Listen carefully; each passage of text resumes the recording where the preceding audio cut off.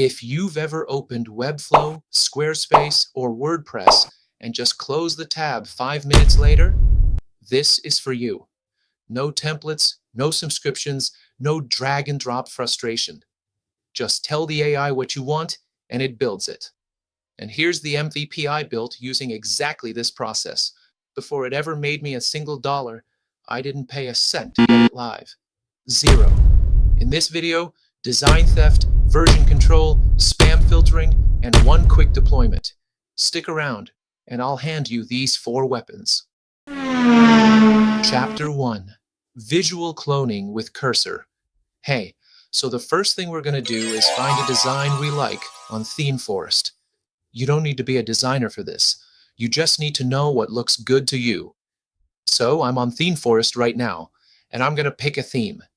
What I'm looking for here isn't the theme itself. I'm not buying it. I'm not copying its code. I'm just borrowing its visual vibe. Before I jump into Cursor, I'm going to break down what I actually like about this theme into 4 things: the color palette, the font style, how the sections are ordered, and how spacious or tight everything feels. In my case, I'm going with something like dark background, light text, clean sans serif font. Sections go hero, then features, then contact. And the overall feel is minimal with a lot of breathing room. Now I take that into Cursor and write it as a prompt. I'm not saying copy this website. I'm describing the design language. Watch what happens. Type prompt into Cursor. Here I have built a professional prompt which is take all the aspects or elements of a good website theme into consideration. I will share it to you guys so you don't worry about how to let the Cursor AI to do its job better. Now I copy-paste my command into the prompt dialog and ask Cursor Agent to start build a website. It asks me to provide a reference URL link to feel and borrow its visual vibe.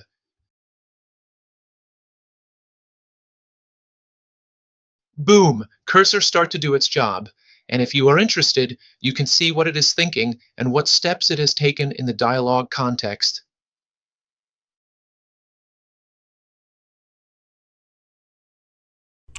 Please keep in mind that you can ask Cursor to respond in any language you like, regardless of the one you use for your prompts. So, just relax and chat naturally. Cursor will take care of the coding while you focus on the conversation. Okay, so the first draft is pretty close, but it's not perfect, and that's totally normal. This is a conversation, not a one-shot command. I'm going to tweak a few things here. For instance, I can ask it to perform a global search and replace my name, remove all those download CV buttons, or swap out images for royalty-free ones. In other words, whatever issues or imperfections you spot on the page, just tell Cursor, and it will handle the fixes for you. Through this back-and-forth dialogue, my personal website gradually becomes more refined and accurate. All right, the site's looking good, but right now it only exists on my laptop. The next step is to make sure our code is properly tracked before we do anything else, and that's where Git comes in. Chapter 2. Tracking your code with Git. Think of Git like a save system in a video game. Every time you hit a checkpoint, you can always go back if something breaks. When you're using Cursor to generate and edit code, that safety net is really important. We're going to do 3 things. Initialize a Git repo in our project folder, make our first commit, and push it up to GitHub. Right now, I'm using a UI-based Git tool called SourceTree. If you feel more comfortable clicking buttons to add, commit, or push your code, there are plenty of similar tools out there. They just run those commands for you in the background. If you have any questions about the Git workflow, just drop a comment below, and I'll walk you through it. The 3 commands you'll use 90% of the time are add, commit, and push. Add says, hey, track these files. Commit says, save this version. Push says, send it up to GitHub. And that's it. Our code is now backed up on GitHub. which also means Vercel or any other website hosting services can pull from it when we deploy, which we'll do in a bit. If Cursor ever generates something that completely breaks the layout, you can just roll back to the last commit. No starting over from scratch. Now let's make it easy for people to actually contact you through the site. Chapter 3. Adding a contact form with Web3 Forms. Okay, quick thing. Do not put your email address directly on the page. Bots crawl public websites constantly and your inbox will get destroyed. Instead, we're going to use Web3 Forms, which is free and takes about 5 minutes to set up. Go to web3forms.com, create a free account, and grab your access key. The account registration is quite simple. Just follow the process until it provides you with a form access key and the sample code snippet. Just copy the foreign action URL and the row of code which includes the access key to your Cursor code editor. Paste it in the right place if you understand that, or you can ask Cursor to check and fix that by giving a prompt to it. Now, we come back to Cursor, and I'm going to ask it to add a contact form using Web3 Forms. I'll paste in the access key where it needs to go. Let's test it. I'll fill out the form in the browser and check if the email hits my inbox. It works. And one small thing worth doing, customize the email subject line and the thank you message so it doesn't look like a template.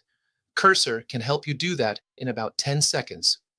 All right, the site's ready, the form works. Now let's put it on the internet.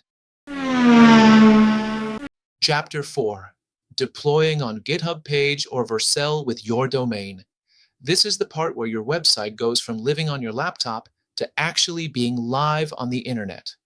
Now, if you're not ready to spend anything at all yet, not even on a domain, you can actually deploy this straight to GitHub pages and get a live URL for free right now. It's not the prettiest URL, but it works, and it gets your site in front of people today. But the only risk for this solution is that GitHub requires you to set the codebase to be public if you want to use this deployment solution for free. Otherwise, it requires you to upgrade to a paid plan. Well, if you have purchased a domain name and prefer to allow clients to reach your website through that professional domain name, we're using Vercel. It's free. It connects directly to your GitHub repo, and every time you push new code, it automatically redeploys. No manual uploading. That's it. It's live. Vercel gives you a default URL, which works, but we want a real domain. If you don't have a domain yet, I'd recommend buying one. The pricing is transparent and there are no renewal surprises. If you already have one somewhere else, that works too. You'll just update the DNS records. Add custom domain in Vercel, show the 2 DNS records to add in Cloudflare. DNS propagation usually takes a few minutes, sometimes up to an hour. Once it kicks in, your site is live at your own domain, with HTTPS already set up automatically by Vercel. And that's the whole stack. Built with Cursor, tracked with Git, form handled by Web3 Forms, deployed on Vercel. The only thing that costs money is the domain, which is about $20 to $30 a year.